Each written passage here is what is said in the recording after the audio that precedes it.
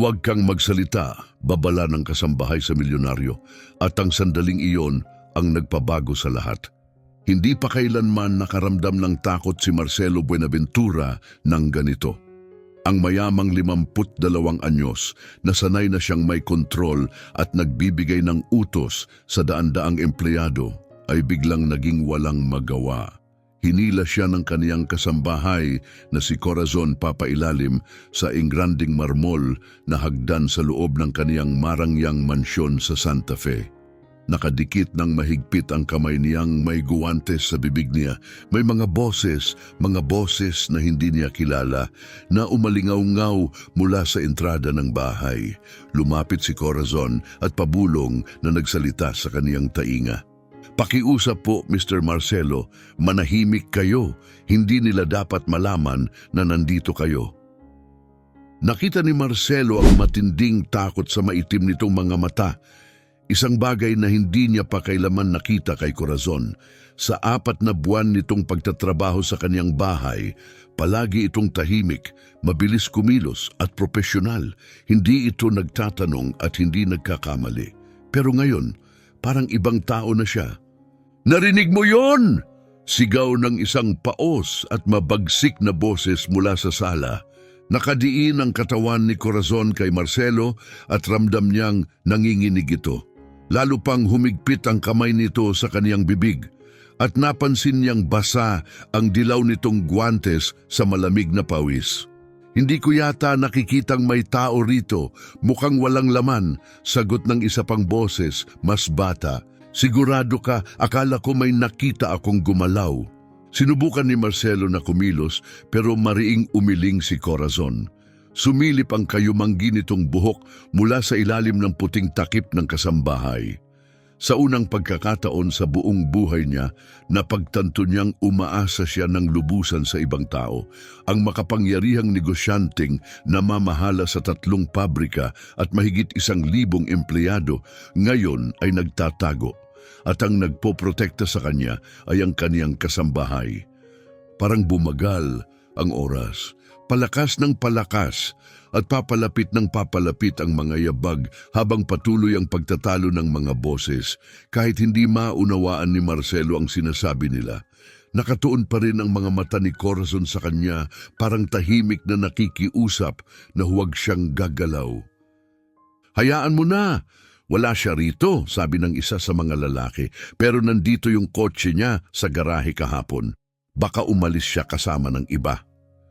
Sige, tignan natin sa ibang lugar. Nang marinig ang pagsara ng pintuan sa harap, biglang gumaan ang pakiramdam ni Marcelo. Napabuntong hininga siya ng malalim, hindi niya namalayang kanina pa siya hindi humihinga. Naghintay pa si Corazon ng ilang segundo bago inalis ang kamay nito sa bibig niya, pero itinaas nito ang isang daliri sa labi, tahimik na paalala na huwag munang magsalita. Nang tuluyang mawala ang ingay ng mga sasakyang paalis sa labas, saka pa lang sila gumapang palabas mula sa ilalim ng hagdan. Pagkatayo ni Marcelo, nanginginig ang kanyang mga tuhod at nag-uumapaw sa isip niya ang mga tanong. Ano ba yung nangyari? Pabulong niyang tanong. Itinuwid ni Corazon ang uniforme niya at inayos ang takip sa ulo. Nanginginig pa rin ang mga kamay niya.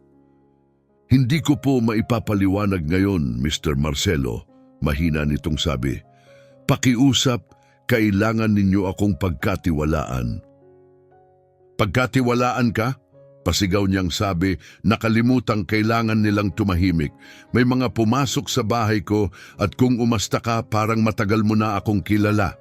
Tapos sasabihin mo sa akin na magtiwala na lang ng walang paliwanag? Pakiusap! Nakiusap si Corazon, nangingintabang luha sa kanyang mga mata. Ipapaliwanag ko lahat, pangako, pero hindi ngayon, delikado pa. Tinitigan siya ni Marcelo, puno ng takot ang mukha nito. Pero may isa pang bagay, lakas, determinasyon. Naalala niya ang ekspresyon na nakikita niya sa sarili tuwing may mabibigat na negosasyon sa negosyo. Sige, pumayag siya matapos ang ilang sandali. Pero bukas gusto kong kumpleto ang paliwanag mo. Tumango si Corazon at tahimik na bumalik sa kusina, iniwan si Marcelo na mag-isa, punong-puno ng kaba at pagkalito. Kinagabihan halos hindi siya nakatulog. Paulit-ulit na umiikot sa isip niya ang mga tanong, sino ang mga lalaking iyon? Paano nalaman ni Corazon na kailangan siyang itago? Malinaw na kilala niya ang mga ito. Masyado siyang mabilis kumilos at masyadong kalmado para maging aksidente lang ang lahat. Kinabukasan ng umaga, bumaba si Marcelo para mag-almusal at nadatnan niyang abala na si Corazon sa paghahanda ng karaniwan niyang pagkain. Binati siya nito sa dati nitong magalang na tono, pero iniiwasan ang mata niya at bahagyang nanginginig ang mga kamay. Magandang umaga po, Mr. Marcelo, sabi niya. Magandang umaga, Corazon. Nakatulog ka ba ng maayos? Opo, sir. Salamat. Uminom si Marcelo ng kape ng ilang sandali bago nagsalita. Tungkol sa nangyari kahapon, Mr. Marcelo, mabilis siyang pinutol ni Corazon. Hindi ko pa rin po pwedeng pag-usapan. Pero ipinapangako ko po sa inyo, walang kinalaman sa kaligtasan ninyo ang nangyari. Wala kayong panganib dahil sa akin. Napaangat ang kilay ni Marcelo. So inamin mong may kinalaman ito sa iyo? Huminto si Corazon sa pag-aayos ng mesa at tuluyang tumingin sa mata niya. Hindi po ako magsisinungaling tungkol sa ganitong bagay. Kung sinasabi kong ligtas kayo, dahil alam kong ligtas kayo. Matatag ang boses nito, kaya nag-alinlangan si Marcelo. Sanay siyang magbasa ng tao dahil sa mahabang taon sa negosyo at sa sandaling iyon, hindi niya naramdamang nagsisinungaling si Corazon. Sige, sabi niya, pero kapag naulit to, gusto ko na ang buong katotohanan. Naiintindihan ko po, sir. Sana po hindi na maulit. Pumunta si Marcelo sa opisina niya at sinubukang mag-focus sa mga ulat ng pabrika, pero paulit-ulit pa rin bumabalik sa isip niya ang pagpasok ng mga lalaki at higit sa lahat, si Corazon. Tanghali, binuksan niya ang kaniyang vault para tingnan ang ilang kumpidensyal na dokumento at biglang nanlamig ang kaniyang dibdib. May ilang folder na gumalaw ang pagkakalagay. Walang nawawala pero halatang may naghalungkat. Dali-dali siyang bumaba. Corazon, kailangan nating mag-usap ngayon na. Humarap sa kanya si Corazon mula sa pag-aalis ng alikabok sa sala. Agad lumitaw ang pag-aalala sa mga mata nito. Ano pong problema, Mr. Marcelo? May pumasok sa opisina ko, nagalaw ang mga dokumento ko. May alam ka ba tungkol dito? Pumutla ang mukha ni Corazon. Ako? Wala po akong alam, sir. Corazon, alam mong mas marami kang alam kaysa sa sinasabi mo. Pwedeng malagay sa peligro ang negosyo ko, ang mga ari-arian ko, ang kinabukasan ko. Kailangan mong sabihin sa akin kung ano ang nangyayari. Tumigil siya, halatang nakikipaglaban sa sarili.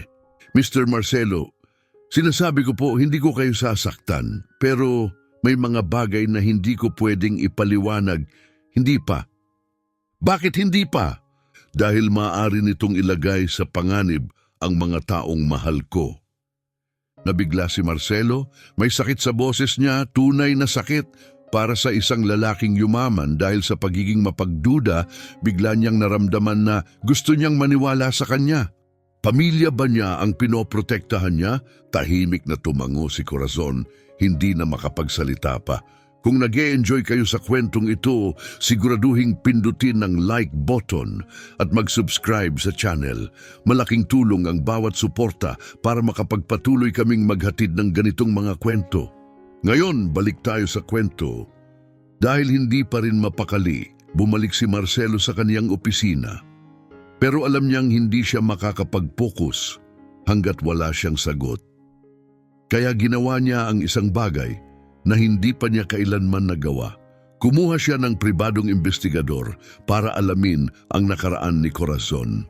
Sinabi ng detektive na isang veteranong lalaki na nagngangalang Mark Garcia na aabutin ng ilang araw bago siya makakalap ng sapat na impormasyon. Pumayag si Marcelo, conflicted ang loob. May bahagi sa kanya na nakokonsensya sa pagsisiyasat sa taong muntik ng isugal ang buhay para protektahan siya. Kinagabihan, habang nagdi-dinner sila, pinagmasdan ni Marcelo si Corazon. Nagsilbi ito ng pagkain ng perpekto gaya ng dati, pero tensyonado ang katawan niya. Ang mga galaw niyang dati ay magaan, ngayon ay parang may bigat. Sinubukan ni Marcelo na magmukhang kaswal at nagtanong, "Corazon, gaano ka nakatagal nagtatrabaho bilang kasambahay?" 6 na taon po, sir. Dito lahat sa Mexico City? Opo, dito po ako ipinanganak at lumaki. Malaki ba ang pamilya mo? Huminto si Corazon bago sumagot, "Kaming dalawa lang ng nakababata kong kapatid, sir. Pumanaw ang mga magulang namin noong mga bata pa kami." "Talagang nakikiramay ako," sabi ni Marcelo, malambot at taos-puso ang tono. Magpalaki ng kapatid sa murang edad, siguradong napakahirap noon. "Oo," mahina ngunit matatag na sagot ni Corazon, "pero kinaya namin." May lakas sa boses niya na ikinagalang ni Marcelo. Maaga rin niyang nawala ang kanyang mga magulang, kaya alam niyang ang ganung uri ng pagkawala ay talagang humuhubog sa isang tao. "Ano ang trabaho ng kapatid mo?" tanong niya. Siya'y sinusubukan pa ring hanapin ang direksyon niya. Palipat-lipat siya ng trabaho, naghahanap ng tamang landas. Napansin ni Marcelo na iniiwasan niyang magbigay ng detalye, pero hinayaan muna niya yon sa ngayon. Pagkalipas ng 3 araw, nakatanggap si Marcelo ng tawag mula kay Mark, ang pribadong investigador. Seryoso ang tono nito, kailangan nilang magkita ng personal. Inayos ni Marcelo ang meeting sa isa sa kanyang mga pabrika malayo sa mansyon. "Mr. Buenaventura," panimulan ni Mark habang binubuksan ang isang folder na puno ng mga dokumento, "may nalaman na akong impormasyon tungkol sa kasambahay ninyo." Yumuko si Marcelo, biglang naging alerto. "Ano ang nahanap mo?" Una sa lahat, hindi ganap na tama ang pangalang isinulat niya sa resume. Ang tunay niyang pangalan ay Corazon Castillo Garcia. Pero sa aplikasyon, Corazon Castillo lang ang inilagay niya.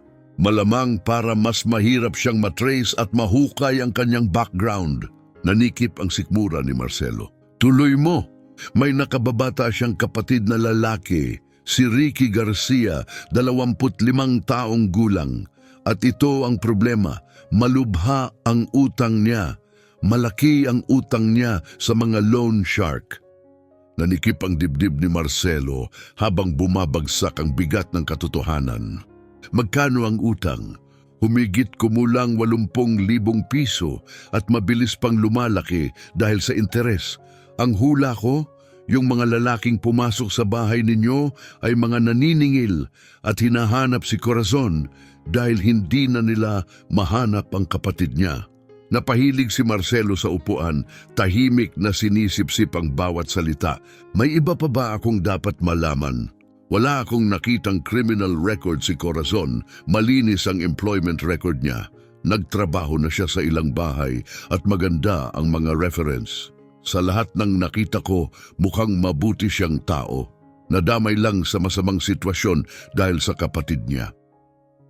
"Salamat, Mark. I-email mo sa akin ang buong report." Habang nagmamaneho pa uwi, naguguluhan si Marcelo. May bahagi sa kanya na pakiramdam niya ay niloko siya. Hindi naging tapat si Corazon tungkol sa tunay niyang pagkatao. Pero may bahagi rin sa kanya na nakakaunawa sa desperasyon nito. Nagsinungaling siya para protektahan ang kapatid. Pagdating niya sa bahay, nasa kusina si Corazon at naghahanda ng hapunan. Binati siya nito gaya ng dati, pero kita ni Marcelo ang tensyon sa balikat niya. Halatang kinakabahan siya. "Corazon, kailangan nating mag-usap," seryoso niyang sabi. Agad siyang humarap.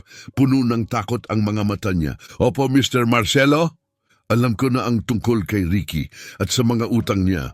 Nabitawan ni Corazon ang plato at bumagsak iyon sa sahig. Nabasag. Mabilis siyang lumuhod para pulutin ang mga bubog. Pero halatang nanginginig ang kanyang mga kamay. "Pakiusap, hayaan niyo akong magpaliwanag." Magsimula ka sa pagpapaliwanag kung bakit nagsinungaling ka tungkol sa buong pangalan mo noong nag-apply ka sa trabaho. Natigilan siya sa kalagitnaan ng paggalaw. Nanlaki ang mata niya at tumulo ang luha sa pisngi niya. Dahil alam ko pong kapag nakita ninyo ang apelyido ni Ricky sa background check, hindi niyo ako tatanggapin. Kaya pinili mong magsinungaling. Wala na po akong ibang pagpipilian, Mr. Marcelo. Kailangan ko ang trabahong ito, hindi lang para sa sweldo, kundi dahil ito ang unang lugar sa loob ng maraming taon na nakaramdam ako ng ligtas at nire-respeto. Tumama ang mga salita niya sa puso ni Marcelo. Walang bahid ng manipulasyon ang boses niya, puro katotohanan. Bakit hindi mo sinabi sa akin ang totoo nung dumating yung mga lalaking naghahanap sa iyo? Natakot po ako na isipin niyo na dinadala ko ang problema ko sa buhay niyo. At ayokong madismaya kayo, lalo na ang taong tunay kong nirerespeto. Nirerespeto mo ako? Pinunasan ni Corazon ang luha niya gamit ang manggas. Palagi po kayong patas, Mr. Marcelo. Sa mga buwang ito, hindi niyo po ako kailanman minata. Binabayaran niyo ako sa oras, mabait kayo. Mas mahalaga po iyon kaysa sa akala ninyo. Nabigla at naantig si Marcelo. Hindi madalas na may taong nagsasalita sa kanya ng ganyan katapat, lalo na sa gitna ng ganitong sitwasyon. At tungkol po sa mga dokumento sa opisina ninyo, sinusumpa ko po, wala silang kinuha. Hinanap lang nila ako. Noong nalaman nilang wala ako, umalis sila. Naniniwala si Marcelo.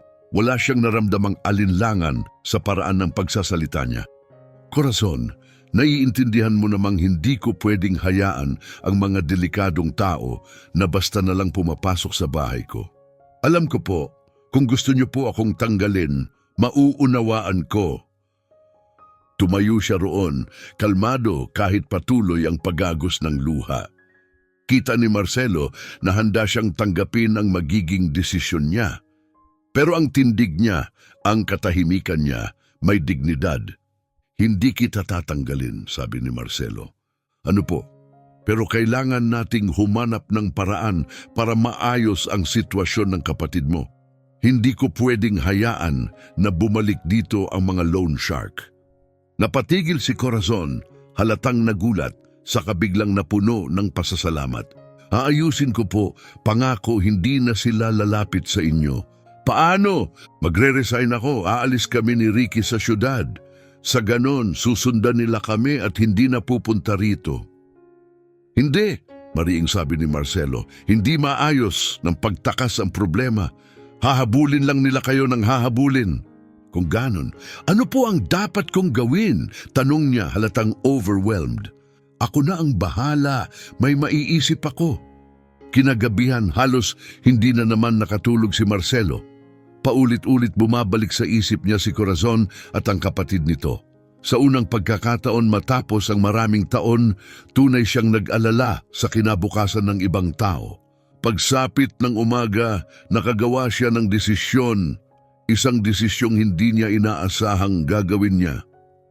Corazon, sabi niya habang nagkakasalubong sila sa hallway, gusto kong makilala ang kapatid mo. Mr. Marcelo, kung aayusin natin ito, kailangan kong makita mismo kung anong klasing tao siya. Nagatubili si Corazon, hindi siya masamang tao, nagkamali lang siya ng mga desisyon. Araw-araw may mga taong nagkakamali, sabi ni Marcelo. Ang mahalaga ay kung ano ang gagawin nila pagkatapos. Kinahapunan, bumalik si Corazon kasama ang kapatid niya. Nagulat si Marcelo, magkahawig na magkahawig sila. Parehong matalim at ekspresive ang kayumangging mga mata at parehong may tahimik na lakas ang mukha nila. Payat si Ricky at katamtaman ang tangkad. Maitim at bahagyang magulo ang buhok niya at napansin ni Marcelo ang maliit na tattoo sa pulso niya. Simple pero malinis ang suot niya at magalang ang kilos niya kahit halatang kinakabahan. Salamat po sa pagpapaunlak, Mr. Buenaventura. sabi ni Ricky, sabay abot ng kamay. Tinanggap yon ni Marcelo, matatag at kumpiyansa ang kapit. Magandang senyales. Sinabi ng kapatid mo ang tungkol sa utang mo, sabi ni Marcelo. Opo, at pasensya na po talaga sa gulong na dulot ko. Hindi ko po kailanman ginustong madamay si Corazon dito. Pero hinayaan mo pa ring mangyari. Oo, amin ni Ricky. Bumaba ang tingin. At kinamumuhian ko ang sarili ko araw-araw dahil doon. Tinitigan siya ni Marcelo. Totoo ang pagsisisi. Paano nagsimula ito? Sumulyap si Ricky kay Corazon. Tumango ito ng bahagya, nagbibigay ng lakas ng loob. Dati po akong nagtatrabaho sa isang garahe. Isinara ng may-ari nang hindi kami binayaran. 3 buwang sweldo ang nawala sa akin at hindi ko na nabayaran ang renta. At pagkatapos, may nag-alok po sa akin ng pautang. Sabi niya, pwede ko raw bayaran kapag nakahanap ako ng trabaho. Hindi ko alam na konektado pala siya sa mga loan shark. Marahang tumango si Marcelo, pamilyar ang kwento. Magkano ang orihinal na utang? 20,000 piso at ngayon ay 80,000 na. Grabe po ang interes, lalo lang siyang dumadami. Nag-isip si Marcelo, tama ang mga numero, tugma sa mapanlamang na sistema ng pagpapautang. At bakit hindi ka humingi ng tulong kay Corazon? Ginawa na niya lahat para sa akin, sir. Siya ang nagpalaki sa akin. Isinakripisyo niya ang sarili niyang buhay para lang maalagaan ako. Ayoko nang humingi pa. Lumingon si Marcelo kay Corazon at napansin niyang napupuno ng luha ang mga mata nito. Pero sa huli, naging pabigat ka pa rin. Mahina niyang sabi. Oh, amin ni Ricky, puno ng guilt ang boses. At ngayon pwedeng mawala kay Corazon ang nag-iisa niyang matatag na bagay sa buhay. Dahil lang sa akin. Yumuko si Marcelo, seryoso ang muka. Ricky, gusto kong sagutin mo ang isang tanong ng buong katapatan. Kung babayaran ko ang utang mo, maipapangako mo ba na hindi mo na muling ilalagay ang sarili mo o ang kapatid mo sa ganitong sitwasyon? Oo po sir, sumpa ko, hindi na mauulit. Natuto na po ako sa pinakamahirap na paraan. At paano ako maniniwala? Huminto si Ricky.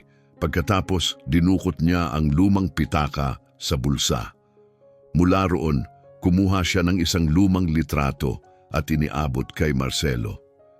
Nakikita niyo po ito? Tanong niya. Pinagmasdan ni Marcelo ang larawan. 2 bata ang nasa litrato. Si Corazon, mas bata, hawak ang kamay ng isang maliit na lalaki. Kuha ito noong araw na tumira kami sa tita namin matapos mamatay ang mga magulang namin. 13 anyos si Corazon noon, 10 ako. Noong araw na iyon, nangako siya sa akin na hinding-hindi niya ako iiwan, anuman ang mangyari. Tumingin siya sa kapatid niya, malambot ang mata at puno ng emosyon. Tinupad niya yung pangakong yon sa lahat ng taon na lumipas. Nagtrabaho siya habang teenager pa lang para alagaan ako. Isinuko niya ang pag-aaral para makapagtapos ako. Siya ang tagapagtanggol ko, sandigan ko, at ang isinukli ko sa kanya, inilagay ko siya sa panganib. May gumalaw sa loob ni Marcelo. Totoo ang sakit at pagsisisi sa boses ni Ricky, malalim at totoo. Kung ganon uulitin ko, sabi ni Marcelo, kung tutulungan kita ngayon, itatapon mo ba ang lahat ng sakripisyong ginawa ng kapatid mo para sa'yo? Hindi po sir, hindi ko na uulitin. Mas pipiliin ko pang mamatay kaysa saktan siya ng ganito ulit. Naniniwala si Marcelo, hindi matatawaran ang katapatan. Sige, sabi niya matapos ang ilang sandali, babayaran ko ang utang mo. Natigilan sina Corazon at Ricky, hindi makapagsalita. Mr. Marcelo, nanginginig na sabi ni Corazon, pero dugtong ni Marcelo, may kondisyon. Humarap siya kay Ricky. Magtatrabaho ka para sa akin sa isa sa mga pabrika ko. Makakatanggap ka ng patas na sahod. Pero bawat buwan may ibabawas hanggang sa mabayaran mo ako ng buo. Sir, napakabait po ninyo pero sisimulan sana ni Ricky. Hindi pa ako tapos, mariing sabi ni Marcelo. At saka kayong dalawa ay mananatili dito sa mansyon. Titira kayo sa quarters ng mga staff hanggang sa mabayaran ang utang. Dito titira, hindi makapaniwalang tanong ni Corazon. Oo, magpapatuloy ka sa trabaho mo gaya ng dati at si Ricky naman ay tutulong sa bahay kapag wala siya sa pabrika. Sa ganon, masisiguro kung hindi na siya mapapahamak muli. Nagtinginan sina Corazon at Ricky, parehong nabibigatan at naguguluhan sa emosyon. Bakit niyo po ginagawa ito para sa amin? Mahinang tanong ni Ricky. Huminto si Marcelo. Kahit siya, hindi niya lubos alam ang dahilan, pero sa kaibuturan niya alam niya. Dahil matagal na akong hindi nakakakita ng mga taong tunay na tumatayo para sa isa't isa kahit anong kapalit. Nagsimulang umiyak si Corazon, tahimik, walang salita. Mr. Marcelo, bulong niya, hindi ko alam kung paano kayo pasasalamatan. Hindi na kailangan, sagot ni Marcelo. Tuparin niyo lang ang kasunduan. Gagawin po namin, sabi ni Ricky, matatag ang boses. Pangako ko po. Nung gabing iyon din, personal na tinulungan ni Marcelo sina Corazon at Ricky na mag-ayos sa mga simpleng kwarto para sa mga staff sa likod ng bahay. Sa unang pagkakataon, matapos ang maraming taon, hindi na puro katahimikan ang laman ng mansyon. Sa hapunan, pinanood ni Marcelo ang magkapatid habang nagkukwentuhan. Naalala niya ang relasyon na dati niyang meron sa sarili niyang kapatid na babae bago ito nag-abroad at unti-unti silang nagkalayo. Ricky, sabi ni Marcelo, ano ang plano mo mula ngayon? Well, mahilig po talaga ako sa makina at mga gamit. Gusto kong kumuha ng kursong mekaniko, yung hands-on, para magkaroon ako ng specialization. Magandang ideya yan. Matutulungan kita roon? Alok ni Marcelo. May isa sa mga pabrika ko na tungkol sa auto parts. Mahalaga ang ganong kaalaman. Talaga po? Lumiwanag ang mukha ni Ricky at unang beses nang ngumiti ng totoo. Oo, talaga. Pero unahin muna natin ang utang. Kinabukasan ng umaga, kumontak si Marcelo sa mga kakilala niya sa tulong ni Detective Mark. Ilang oras lang, natuntun niya ang mga loan shark at nakipag-ayos siya sa bayaran. Hindi komportable, pero epektibo. Pagtanghali, umupo siya kasama sina Corazon at Ricky para ibigay ang balita. Tapos na, sabi niya, wala na kayong utang sa kanila. Halos hindi makapaniwala si Ricky. Mr. Marcelo, babayaran ko po kayo kahit bawat sentimo, magtatrabaho po ako ng todo. Naniniwala ako sa iyo, sabi ni Marcelo sabay tango. Noong hapon na yon, unang araw ni Ricky sa pabrika. Samantala, si Corazon ay bumalik sa mga gawain niya, pero may napansin si Marcelo, may nagbago. Gumagalaw siya ng magaan. Wala na yung bigat at tensyon na dala niya nitong mga nakaraang linggo. Lumapit si Marcelo sa kanya. Corazon, pwede ba kitang tanungin ng personal? Opo sir, bakit hindi ka nag-asawa? Mabait ka, masipag, parang marami kang pagkakataon.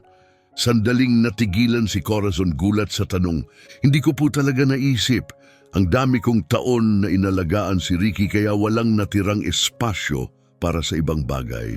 Ngayon na nagiging independent na siya, siguro, hindi ko na rin alam kung ano ang gusto ko. Ramdam ni Marcelo ang bigat ng mga salita niya.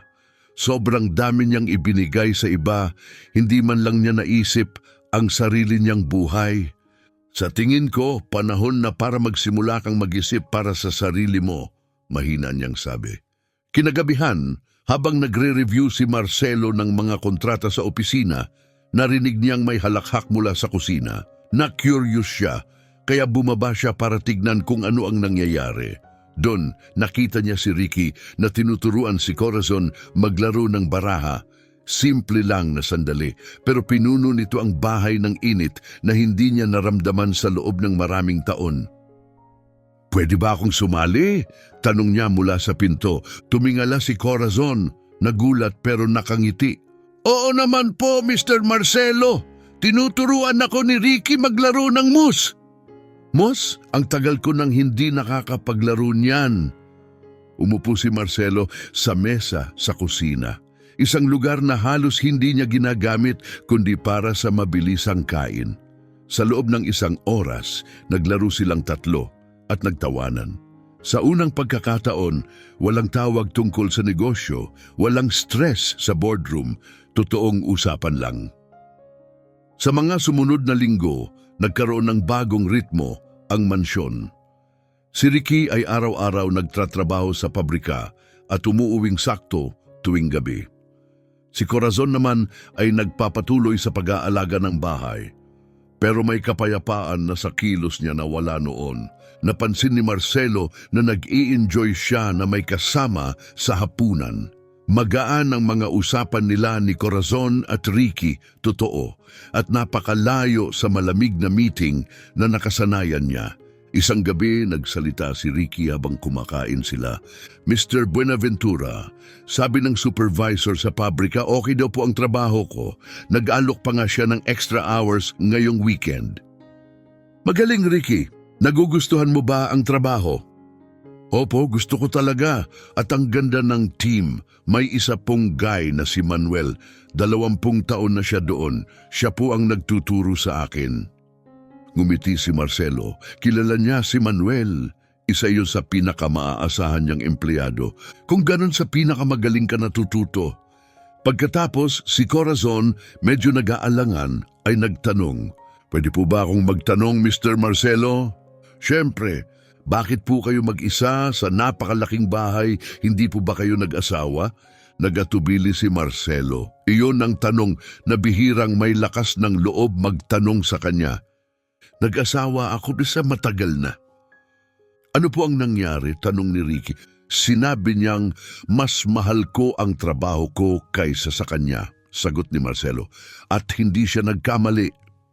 Marahang tumingin si Corazon sa kanya. "Pinagsisihan niyo po ba?" "Araw-araw," amin niya. "Pero nung naintindihan ko na ang pagkakamali ko, naka-move on na siya." "Sinubukan niyo po bang magmahal ulit?" Mahinang tanong ni Corazon. "Sinubukan ko rin," amin ni Marcelo, mababa ang boses, "pero paulit-ulit ko rin ginagawa ang parehong mga pagkakamali. Hanggang sa kumbinsihin ko ang sarili ko na mas mabuti nang mag-isa ako kaysa makasakit pa ng ibang tao." Isang tahimik at magalang na katahimikan ang bumalot sa hapagkainan. Pagkatapos, nagsalita si Ricky, maalalahanin at taos-puso. "Mr. Marcelo, baka hindi po ang problema ay masyado kayong nahumaling sa trabaho. Baka po hindi nyo lang nakilala ang taong talagang makakaintindi sa inyo." Tumingin si Marcelo sa kanya, puno ng pagkamausisa. "Anong ibig mong sabihin?" "Ibig kong sabihin, nagsusumikap kayo dahil marami kayong responsibilidad. Maraming umaasa sa inyo, mga pamilya ng mga empleyado ninyo, ang kinabukasan ng mga kumpanya ninyo. Hindi po iyon pagiging makasarili. Katapatan po iyon sa tungkulin." Sumulyap si Ricky kay Corazon, saka nagdagdag, "Baka ang kailangan niyo po ay hindi baguhin kung sino kayo, kundi hanapin ang taong pinahahalagahan ang ganyang uri ng dedikasyon." Nabigla si Marcelo sa lalim ng pananaw ng binata. "Baka tama ka," dahan-dahan niyang sabi. "Alam kong tama siya," dagdag ni Corazon na may banayad ng ngiti. "Mabuti kayong tao, Mr. Marcelo. Ang sino mang hindi nakakita noon, marahil hindi kayo karapat-dapat sa simula pa lang." Noong gabing iyon, nakahiga si Marcelo sa kama habang iniisip ang mga sinabi nila. Matagal-tagal na rin mula nang may makakita ng kabutihan sa kanya, nang walang paghusga at walang hinihinging kapalit. Mahal kong tagapakinig, kung nag-e-enjoy kayo sa kwentong ito, huwag kalimutang pindutin ang like button at mag-subscribe sa channel. Malaking tulong iyon sa aming mga storyteller para magpatuloy. Ngayon, tuloy tayo. Lumipas ang mga sumunod na linggo ng payapa. Nagkaroon ng bagong ritmo ang buhay sa mansyon ng mga Buenaventura, isang ritmong mas nagustuhan ni Marcelo kaysa sa inaasahan niya. Nagsisimula ang umaga sa tahimik na almusal kasama si Corazon. Ang mga gabi naman ay puno ng sabayang hapunan, magagaan na usapan at paminsan-minsang biro mula kay Ricky. Tuwing weekend, tumutulong si Ricky sa maliliit na ayos sa bahay. At ang lugar na dati tahimik at malamig, ngayon ay parang mainit at may buhay na. Pero isang Biyernes ng gabi, habang inaayos ni Marcelo ang ilang dokumento sa opisina niya, biglang naputol ang katahimikan. Tumunog ang doorbell, tumingin siya sa orasan. Halos 10:00 na ng gabi, hindi pangkaraniwan. Bumaba siya at nadatnan niyang nakatayo na si Corazon malapit sa pinto, nakabitin ng kamay sa hawakan, parang nag-aalangan. "Sino yan?" tanong ni Marcelo. "Hindi ko po alam," mahina niyang sagot. "Wala po akong inaasahang bisita." Tumunog ulit ang doorbell, mas madiin at mas nagmamadali. "Ako na," sabi ni Marcelo at lumapit sa pinto.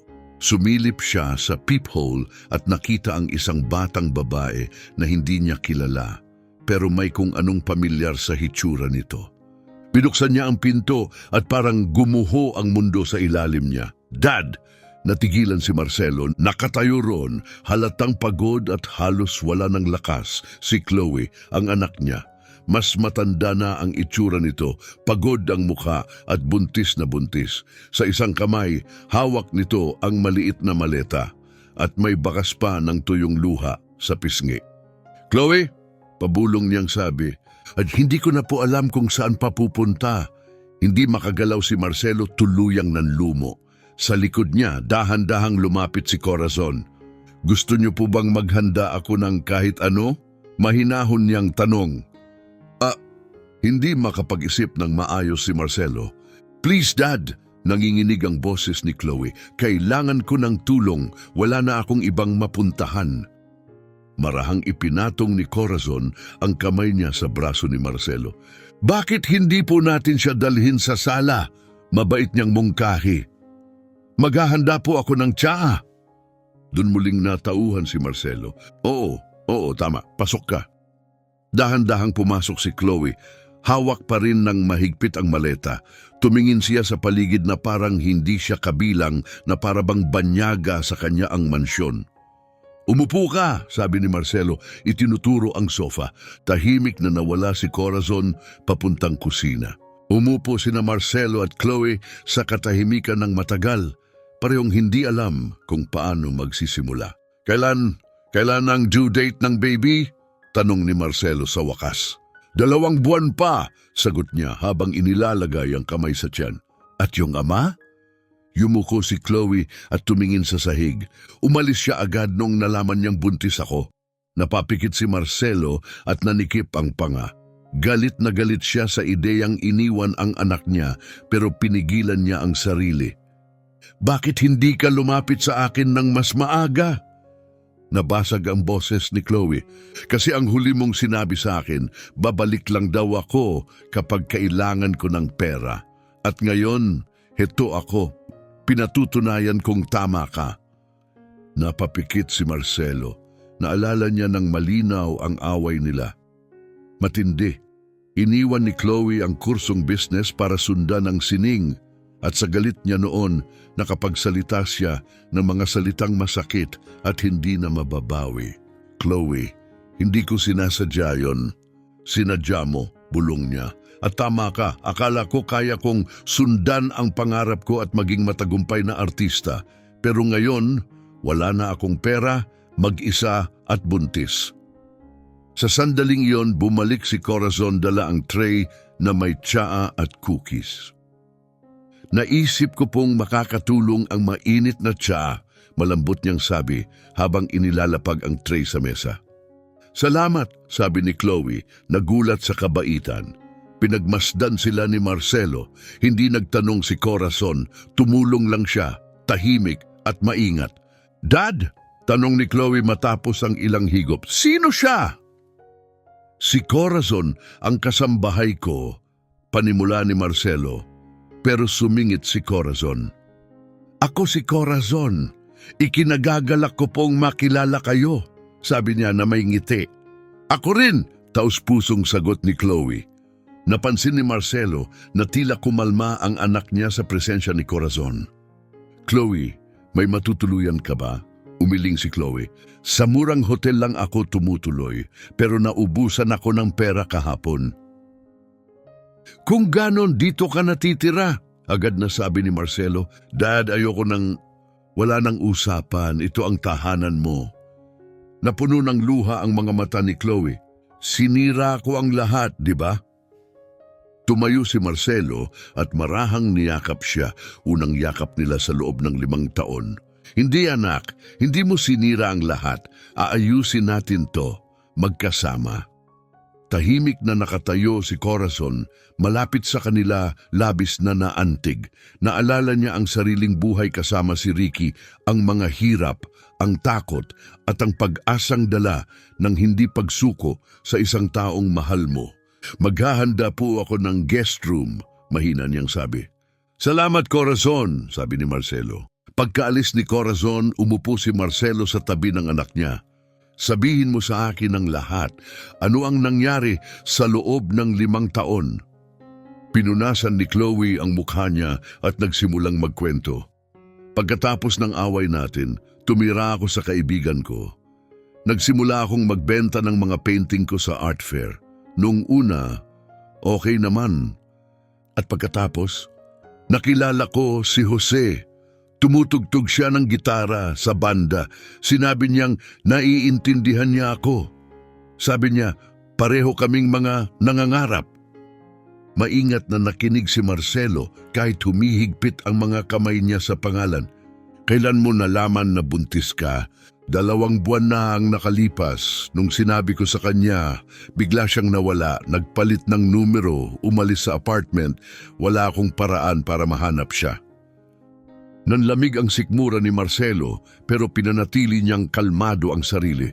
At hindi mo pa rin ako tinawagan. Gusto ko maraming beses pero lagi kong naaalala yung away natin.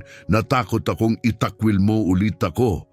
Tumingin siya kay Chloe na puno ng sakit ang mga mata. Chloe, hindi kita kailanman itatakwil. Hindi talaga. Yung away na yon, masyado akong matindi, alam ko. Natakot lang ako para sa'yo. Natakot akong masasaktan ka sa paghahabol ng bagay na hindi sigurado. Pero tama ka, sabi niya mo, hindi ako nabuhay bilang artista. Hindi, mariing sabi ni Marcelo, hindi ako tama. Natakot ako. Takot sa ano? Takot na mawala ka tulad ng pagkawala ko sa nanay mo. Napatingin si Chloe sa kanya, nagulat. Mawala ako? Ang nanay mo, pintor din. Malaki ang pangarap niya. Gusto niyang magkaroon ng sarili niyang gallery, sarili niyang exhibits. Pero ako, pinanghinaan ko siya. Sinabihan ko siyang mag-focus na lang sa pagiging ina. Hindi ko siya sinuportahan. At sa tingin ko, sa kaibuturan niya, hindi niya ako kailanman napatawad doon. Natahimik si Chloe, pinoproseso ang lahat. Hindi ko alam yon, pabulong na sabi ni Chloe. Marami ka pang hindi alam tungkol sa nanay mo at sa akin, mahina ring sabi ni Marcelo. Noong sinabi mong gusto mong maging artista, hindi lang ako nagalit. Natakot akong maulit ko ang parehong pagkakamaling ginawa ko sa kanya. Pero sa halip, nakagawa pa ako ng mga bagong pagkakamali. Sa sandaling iyon, bumalik si Corazon sa kwarto. Handa na po ang guest room, sabi niya na may mainit ng ngiti. Nag-iwan po ako ng malilinis na tuwalya at isang pangtulog na dapat komportable. Salamat Corazon, napakabait mo. Humarap si Marcelo kay Chloe. Mag-usap pa tayo bukas, ha? Sa ngayon magpahinga ka muna. Tumingin si Chloe sa kanya, puno ng emosyon ang mga mata. Dad, gusto kong malaman mo na kahit hindi tayo nag-uusap, hindi ko kailanman tinigil ang pagmamahal ko sa'yo. Mahal din kita, anak, palagi. Kinabukasan ng umaga, mas maaga kaysa dati nagising si Marcelo. Sabik siyang makausap si Chloe ng maayos tungkol sa mga plano nito at sa kinabukasan niya. Pagpasok niya sa kusina, nakita niyang abala na si Corazon, naghahanda ng mas malaking almusal kaysa karaniwan. Magandang umaga, Mr. Marcelo. Masayang bati ni Corazon. Magandang umaga, Corazon. Mukhang napakarami mong niluluto. Naisip ko po kasing baka gutom si Chloe. Buntis siya, kailangan niyang kumain ng maayos. Napangiti si Marcelo. Hindi pa man lubos kilala ni Corazon ang anak niya, iniisip na agad nito ang kapakanan ni Chloe. Salamat sa pag-aalaga mo sa kanya kahapon, sabi niya. Napakabait mo. Wala po yun, mahinang sagot ni Corazon. Anak niyo siya, sapat na po yun. Oo, pero nakita mo ang komplikadong relasyon namin. Karamihan sa mga tao iiwas na lang. Huminto si Corazon at napatigil ang kamay niya habang hinahalo ang itlog. Noong pumanaw ang mga magulang namin, palagi kaming nag-aaway ni Ricky. Sabi niya, teenager lang ako noon pero sinusubukan kong umasta na parang magulang at kinamumuhian niya yon. May mga pagkakataong inakala kong hindi na kami kailanman magkakasundo ulit. Ano ang nagbago? Tanong ni Marcelo. Panahon, pagpapatawad at ang pag-unawa na walang mas mahalaga pa kaysa pamilya. Tumango si Marcelo na antig sa sinabi niya, ang talino mo para sa edad mo, Corazon. Hindi po ako matalino, banayad niyang sagot. Isa lang po akong taong maraming pagkakamali at natuto mula roon. Bandang 9:00 ng umaga bumaba si Chloe, mas mukhang nakapagpahinga kahit may kaunting pag-aalinlangan pa rin. Magandang umaga, mahina niyang bati. Magandang umaga, Chloe, mainit na sagot ni Marcelo. Nakatulog ka ba ng maayos? Mas maayos kaysa sa matagal na panahon. Inihain ni Corazon ang masaganang almusal, itlog, tinapay, sariwang prutas at orange juice. Ang dami naman, gulat na sabi ni Chloe. 2 na kasi ang pinapakain mo ngayon, sagot ni Corazon na may ngiti. Kailangan mo ng lakas. Habang kumakain sila, tahimik na pinagmamasdan ni Marcelo kung gaano kadaling nagkakaugnayan sina Chloe at Corazon. Mas komportable ang anak niya kay Corazon kaysa sa kanya. At hindi iyon ikinainis ni Marcelo. Sa halip, nagpasalamat siya. Chloe, sabi niya matapos ang ilang sandali, kailangan nating pag-usapan kung ano ang susunod. Alam ko, Dad, una, pwede kang manatili rito hanggat gusto mo. Bahay mo ito. Salamat, sabi niya na antig. Pangalawa, sisiguraduhin nating makakakuha ka ng maayos na pangangalagang medikal, pinakamabuti na mahahanap natin. Dad, sobrang mahal ng ganon. Chloe! Mahinahon siyang sumingit. Tatay mo ako! Dapat matagal ko nang inaalagaan ikaw at ang magiging anak mo. Hayaan mong gawin ko yun ngayon. Napuno ng luha ang mga mata ni Chloe. Hindi ka ba galit sa akin? Sa lahat? Sa alin? Sa pagbubuntis ko, sa pag-drop out ko sa college, sa pagkawala ko ng 5 taon. Tumayo si Marcelo at niyakap siya. Hindi ako galit. Proud ako sa'yo sa pagiging matatag mong babae at sabik akong makilala ang magiging apo ko. Noong hapong iyon, dinala ni Marcelo si Chloe sa isa sa pinakamagagaling na OB sa lungsod. Matapos ang kumpletong check-up, kinumpirma ng doktor na malusog ang mag-ina, isang napakalaking ginhawa. Pauwi, nagtanong si Chloe. So, ano ba ang kwento ni na Corazon at Ricky? Gaano na sila katagal nakatira sa'yo? Ilang buwan pa lang, sagot ni Marcelo. Mahaba-habang kwento. Ikinuwento niya kung paano niya nakilala ang magkapatid na Garcia. Maingat na nilalagpasan ang mas delikadong detalye. Nang matapos siya, nanlaki ang mata ni Chloe. So tinulungan mo sila? Sila ang unang tumulong sa akin, sabi ni Marcelo na may tahimik na ngiti. Paano? Nag-atubili siya, saka ipinaliwanag kung paano siya iniligtas ni Corazon noong araw na iyon. Itinago siya, pinrotektahan ng walang alinlangan. Isinugal niya ang lahat para sa'yo, sabi ni Chloe, namangha. Ang grabe, ang galing. Oo, sabi ni Marcelo, at ngayon higit pa sila sa mga empleyado, parang pamilya na sila. Ngumiti si Chloe, nakikita ko nga, gusto ko sila, lalo na si Corazon, ang bait ng puso niya. Oh, sagot ni Marcelo nag-iisip, totoo yan. Pagdating nila sa bahay, nakauwi na si Ricky galing pabrika at tumutulong kay Corazon sa kusina. "Hi Ricky," bati ni Chloe. "Hey Chloe, kumusta sa doktor?" "Okay lahat, malusog si baby." "Ayos," ngising sabi ni Ricky. "Masaya to, may baby na sa bahay." Napansin ni Marcelo kung gaano kabilis natanggap ang anak niya sa bagong pamilya sa bahay. Pakiramdam niya, tama lang, nung gabing yon sa hapunan, nabanggit ni Chloe ang dati niyang hilig. "Dad, alam kong hindi mo talaga naiintindihan ang pagmamahal ko sa art." Pero mahinahong pinutol siya ni Marcelo. "Chloe, mali ako roon. Gusto kong makita ang mga paintings mo."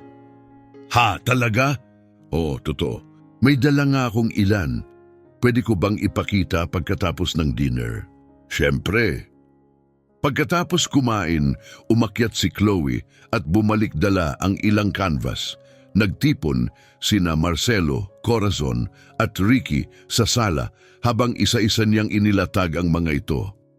Napakaganda ng mga painting, mga portrait ng ordinaryong tao, tahimik na sulok ng lungsod, mga sandaling puno ng damdamin. "Wow, Chloe," sabi ni Corazon, "ang gaganda nito." "Salamat," sagot ni Chloe, nahihiya pero masaya. Lumapit si Marcelo at pinagmasdan ito ng mabuti. "May tunay kang talento," sabi niya, nanginginig sa emosyon ng boses. "Pasensya na kung ngayon lang ako natauhan." "Totoo ba yan?" "Oo, proud ako sa iyo." Nakisali si Ricky, nagtatanong tungkol sa mga teknik at inspirasyon niya. Halatang impressed talaga siya. Nung gabing iyon, sa unang pagkakataon matapos ang napakatagal, naramdaman ni Marcelo na ang bahay niya ay hindi lang mansyon, kundi isang pamilya. Sa mga sumunod na linggo, mabilis na naka-adjust si Chloe sa buhay sa mansyon.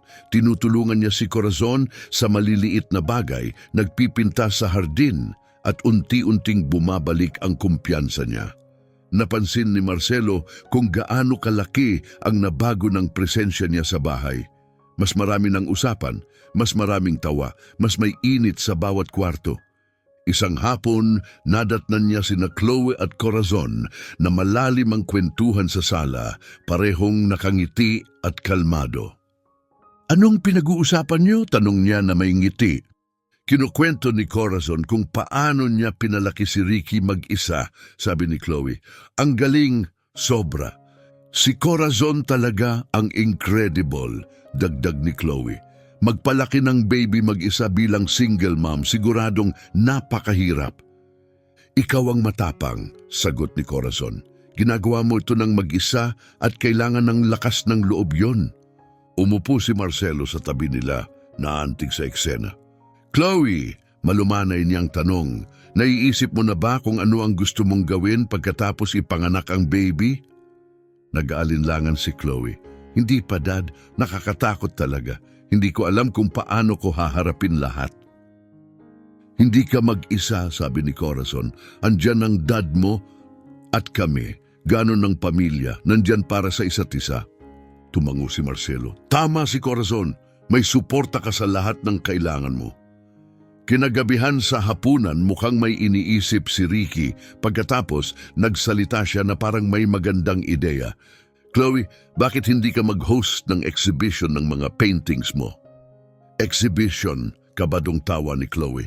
"Ricky, kailangan ng pera yon.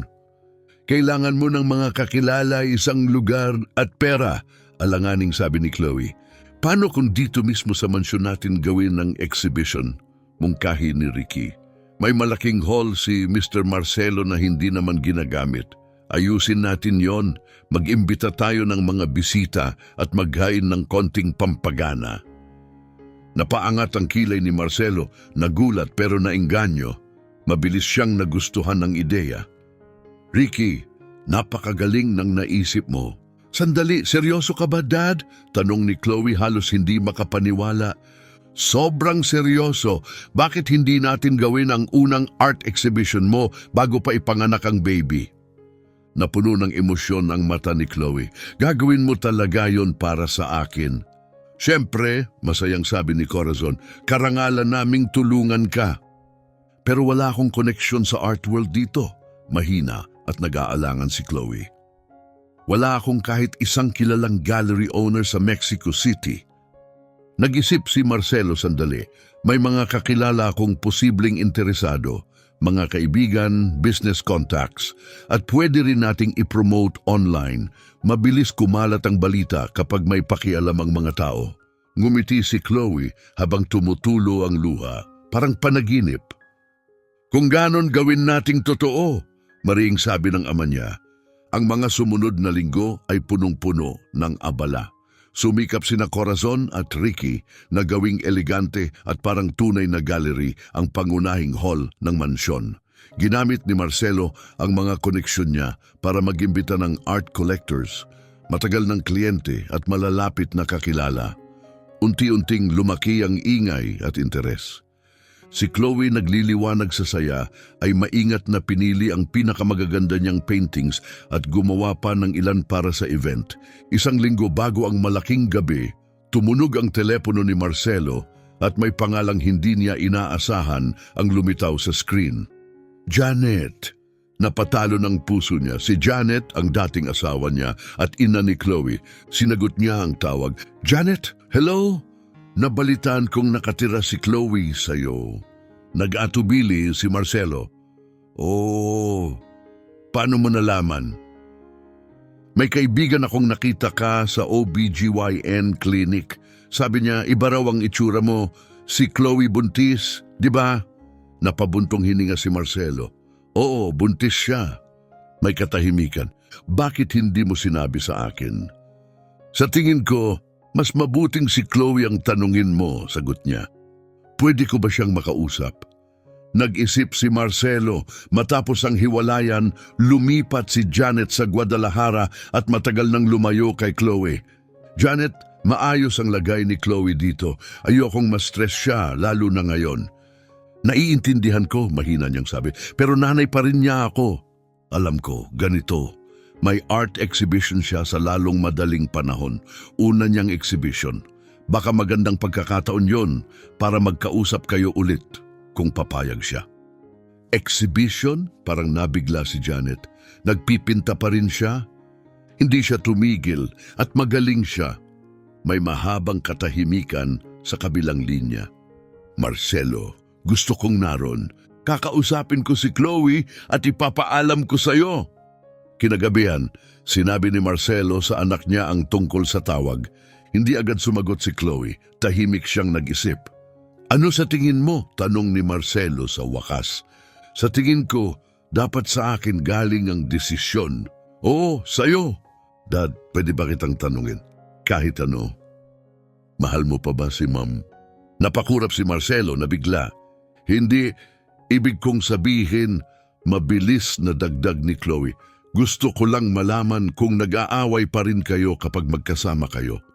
Huminga ng malalim si Marcelo. Hindi na kami nag-aaway. Pareho na kaming nag-mature. Yung problema namin ng nanay mo, hindi mo kasalanan.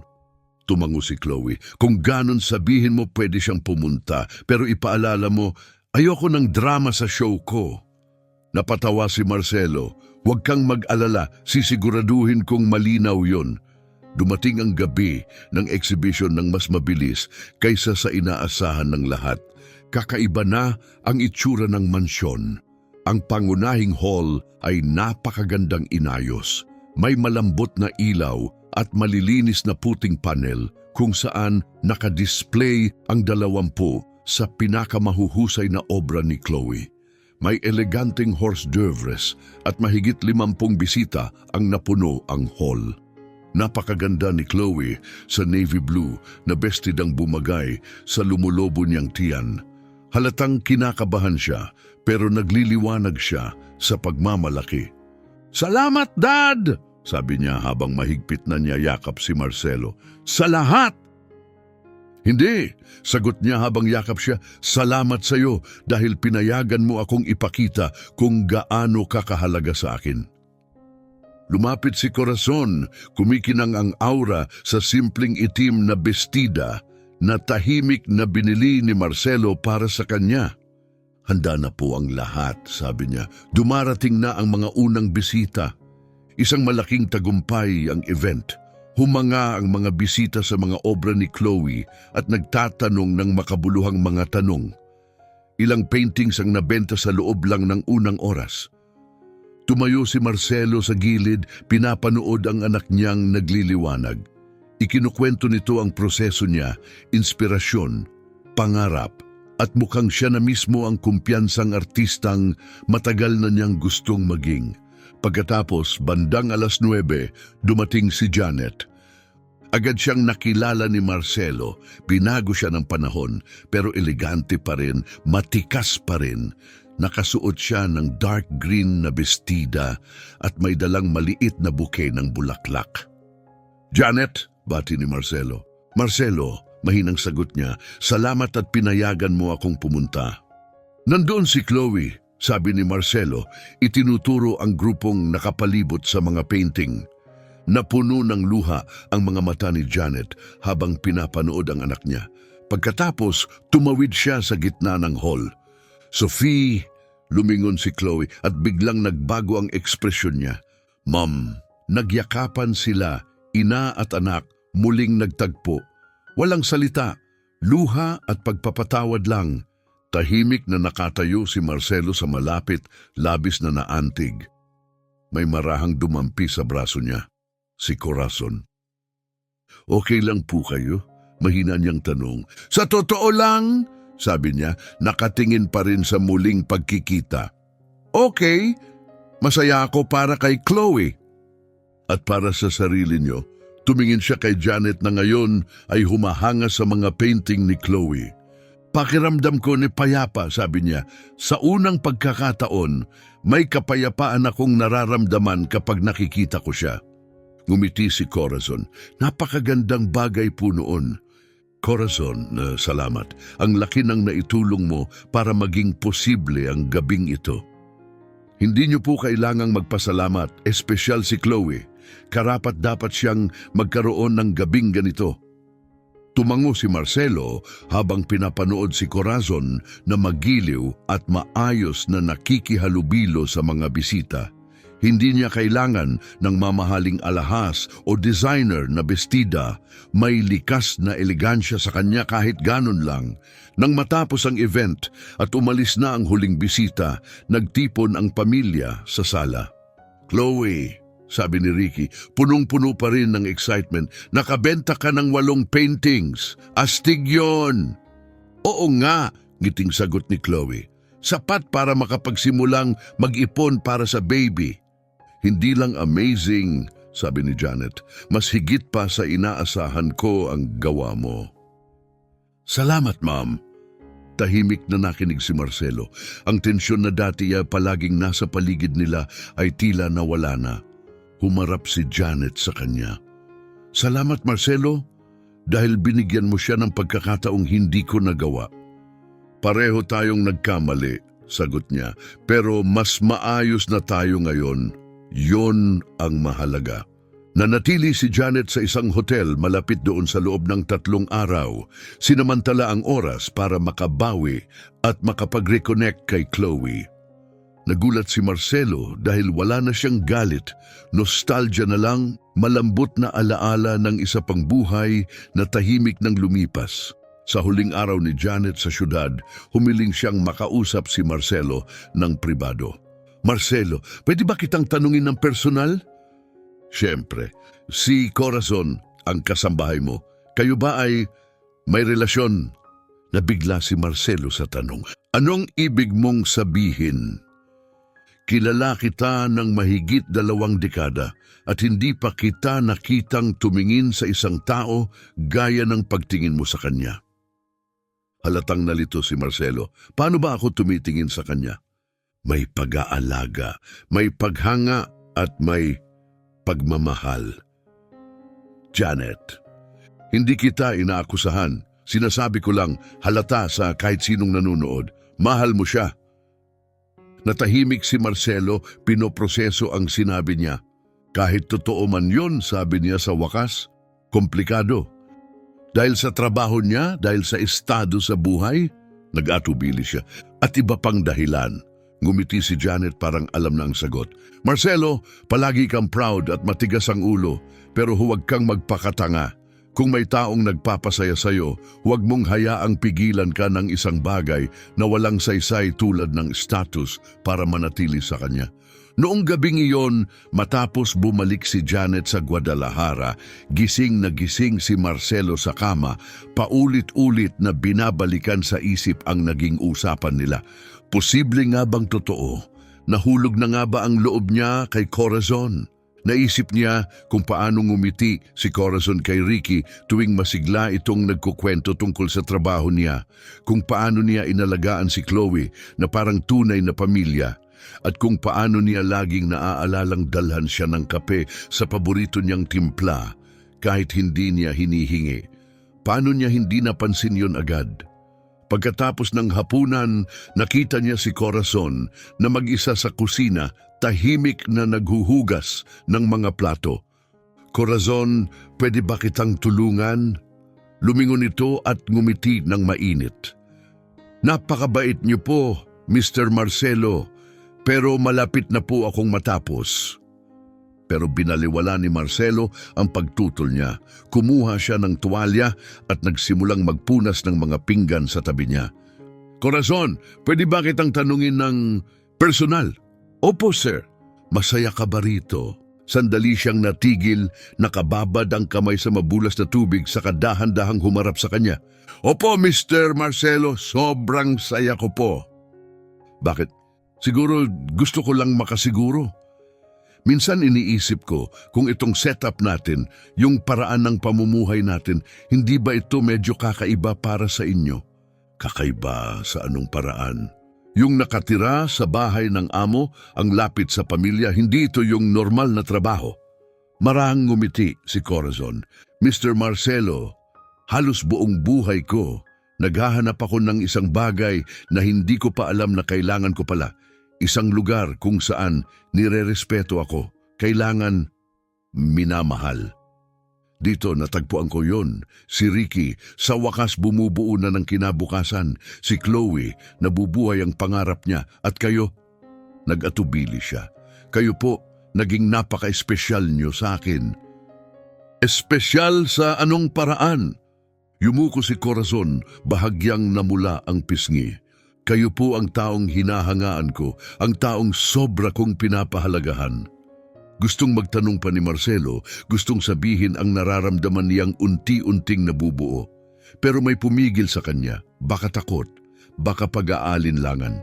Pagkalipas ng 2 linggo, sa kalagitnaan ng gabi, nagsimulang mag-labor si Chloe. Naging kaguluhan ang lahat, mabilis na nagmadali sina Marcelo, Corazon at Ricky papuntang ospital. Dumaan ang mga oras na parang napakabagal, puno ng paglalakad, pabalik-balik, katahimikan at kaba. 6:00 ng umaga, lumabas ang doktor na may malaking nangiti. Congratulations, Mr. Buenaventura, mayroon kayong malusog at napakagandang apo. Bumulusok ang emosyon kay Marcelo, mas matindi kaysa sa anumang naramdaman niya sa loob ng maraming taon. Nang pinayagan na siyang pumasok, nakita niya si Chloe na yakap ang isang munting sanggol na mahimbing ang tulog. Dad, si Leonard, apo mo! Sabi ni Chloe. Kinuha ni Marcelo ang sanggol sa kanyang mga bisig, nanlalambot sa sobrang emosyon sa munting pagiging perpekto ng mukha nito, ng maliliit na daliri at ng banayad na paghinga. Hello, Leonard, bulong niya. Ako ang lolo mo. Tahimik na nakatayo sa pintuan sina Corazon at Ricky, parehong halatang naantig. Napakaganda niya, mahinang sabi ni Corazon. Pinakamagandang bagay na nakita ko, dagdag ni Ricky na mamangha. Mabilis na naging parang nursery ang mansyon. Ang yak, pagpapadede at pagpapalit ng diaper ang pumuno sa dating tahimik na hallways. Salitan silang lahat sa pag-aalaga at may natuklasan si Marcelo tungkol sa sarili niya. Mahal na mahal niya ang pagiging lolo. Inilalakad niya si Leonard sa hardin, bumubulong ng mga kwento sa maliit nitong tainga at inihele ito tuwing gabi hanggang makatulog. Isang hapon, lumapit si Corazon habang nakaupo si Marcelo sa veranda, marahang karga ang natutulog na baby. "Natural po kayo," sabi niya na may ngiti. "Napakagaling niyong lolo. Sinusubukan kong maging mas mabuting lolo kaysa sa naging tatay ako." "Mabuti kayong ama, Mr. Marcelo," mahinahon niyang sabi. "Hindi niyo lang palaging alam kung paano ipakita." Tumingin si Marcelo sa kanya, ramdam ang kabaitan sa mga mata nito, kung paano nito laging nakikita ang pinakamaganda sa mga tao. "Corazon, pwede ko bang sabihin ng isang bagay?" "Opo." "Dati natatakot ako sa katahimikan ng bahay na to. Ang lamig, ang lungkot. Pero ngayon kahit yung tahimik, parang mainit na, may buhay. Dahil may pamilya na kayo ngayon," maraan niyang sabi. "Oo, at ikaw at si Ricky, parte kayo ng pamilyang to." Ngumiti si Corazon, pero may nagbago sa likod ng ekspresyon niya. Agad nakita iyon ni Marcelo, lungkot o baka pagdududa. "Anong problema?" "Wala po, Mr. Marcelo. Corazon, buong panahon naging tapat ka sa akin. Huwag ka nang magtago ngayon." Napabuntong hininga siya. "Minsan po iniisip ko kung hanggang kailan ito magtatagal." "Anong ibig mong sabihin?" Malapit nang matapos ni Ricky ang pagbabayad ng utang. Si Chloe may baby na at may kinabukasan na sa harap niya. At ako, babalik na lang ako sa pagiging kasambahay niyo. May kumirot sa dibdib ni Marcelo. "Corazon, hindi ka kailanman naging kasambahay lang para sa akin." "Pero iyon po ako," mahina niyang sagot. "At okay lang po, tanggap ko na. Gusto ko lang, minsan sana, iba ang naging sitwasyon." "Iba sa paano?" Tiningnan siya ni Corazon sa mata at sa isang iglap parang nagbago ang hangin sa pagitan nila. "Iba, sa paraang hindi pwedeng mangyari." Bago pa makasagot si Marcelo, biglang pumasok si Ricky. Uy, gising na si Leonard at gutom na. Mabilis na lumayo si Corazon, sumunod kay Ricky para tulungan si Chloe. Naiwan si Marcelo nakaupo, paulit-ulit sa isip ang mga sinabi niya na parang alingaw-ngaw na hindi niya mapatahimik. Noong gabing iyon, hindi nakatulog si Marcelo. Ano ang ibig niyang sabihin, iba sa paraang hindi pwedeng mangyari? Kinabukasan, pinapunta niya si Ricky sa opisina. "Ricky, pwede ba kitang makausap sandali?" "Oo naman po, Mr. Buenaventura." Nagharap sila, kalmado ang paligid pero seryoso ang usapan. "Masaya ka ba sa trabaho sa pabrika?" "Opo, sobrang saya. Bakit po?" "Dahil malapit mo nang mabayaran ang utang mo. Gusto kong malaman kung ano ang plano mo." Nag-isip si Ricky. "Gusto ko pong manatili. Baka pwede ko nang simulan yung technical course na pinag-usapan natin." "At paano si Corazon?" "Paano po siya? Plano niyo pa rin bang magkasama kayong tumira?" Napatawa ng mahina si Ricky. "Mr. Buenaventura, pinalaki ako ng kapatid ko. Isinantabi niya ang buhay niya para sa akin. Ngayon, panahon na para mabuhay siya para sa sarili niya." "Sinabi niya sa iyo yon?" "Hindi na niya kailangan. Nakikita ko po kung paano siya tumingin sa inyo." Napakurap si Marcelo, nabigla. "Paano siya tumitingin sa akin?" "Katulad ng pagtingin niyo sa kanya." Nawala ng salita si Marcelo. "Ricky, ako..." "Komplikado." "Bakit po?" "Dahil empleyado ko siya, dahil magkaiba ang mundo namin." Bahagyang yumuko si Ricky. "Pwede po ba akong magsabi ng isang bagay?" "Sige, nung bata ako, akala ko ang mga mayayaman hindi nakakaramdam tulad namin. Akala ko mas madali ang buhay nyo, mas malamig. Pero ngayon alam ko na pag-ibig ay pag-ibig. Sakit ay sakit. Mayaman ka man o mahirap, pareho pa rin yon." Malalim ang tama ng mga salita ni Ricky kay Marcelo. "So, sa tingin mo dapat kong..." "Sa tingin ko po, tigilan niyo na ang sobrang pag-iisip at simulan niyo ng maramdaman. Sundan niyo ang puso niyo." Mahal kong tagapakinig, kung umabot kayo hanggang dito, salamat. Huwag kalimutang mag-like at mag-subscribe. Malaking bagay yon sa aming nagsisimula pa lang magbahagi ng mga kwentong ito. Ngayon, tuloy tayo. Noong hapon na iyon, gumawa si Marcelo ng desisyong hindi niya inakalang magagawa niya. Pinatawag niya si Corazon sa hardin pagkatapos ng nap ni Leonard. Dumating siya na parang kabado, bahagyang nanginginig ang mga kamay niya. Mr. Marcelo, okay lang po ba ang lahat? Umupo ka muna dito. Umupo siya sa bench sa tabi niya at ramdam ni Marcelo ang kaba niya. Corazon, ilang buwan na ang nakalipas, bigla kang pumasok sa buhay ko sa paraang hindi ko inaasahan. Nung una, isa ka lang na gumagawa ng trabaho mo. Pero sa paglipas ng panahon, naging higit pa roon. Mr. Marcelo, pakiusap. Hayaan mo muna akong tapusin. Huminga siya ng malalim. Ipinakita mo sa akin kung ano ang ibig sabihin ng muling makaramdam. Naalala mo sa akin na ang bahay ay hindi lang pader at mga gamit, kundi tawanan, mga tao, init. At pinaalala mo rin na ang pamilya ay hindi lang laging tungkol sa dugo. Minsan, ito yung mga taong pinipili nating samahan at panindigan. Humarap siya ng buo sa kanya. At ipinakita mo sa akin na ang pag-ibig walang pakialam sa estado sa buhay o pinanggalingan. Napuno ng luha ang mga mata ni Corazon. Pakiusap, huwag niyo pong sabihin ng bagay na hindi niyo naman totoo. Corazon, mahal kita. Parang huminto ang mundo. Kahit ang hangin sa hardin ay tila tumahimik. Mahal din kita, bulong ni Corazon. Pero paano magiging posible? Halos pakiusap niyang tanong. Kayo si Marcelo Buenaventura, mayaman kayo. Ako si Corazon Garcia, isang katulong, kapatid ng lalaking nalunod sa utang. Pag-uusapan tayo ng mga tao.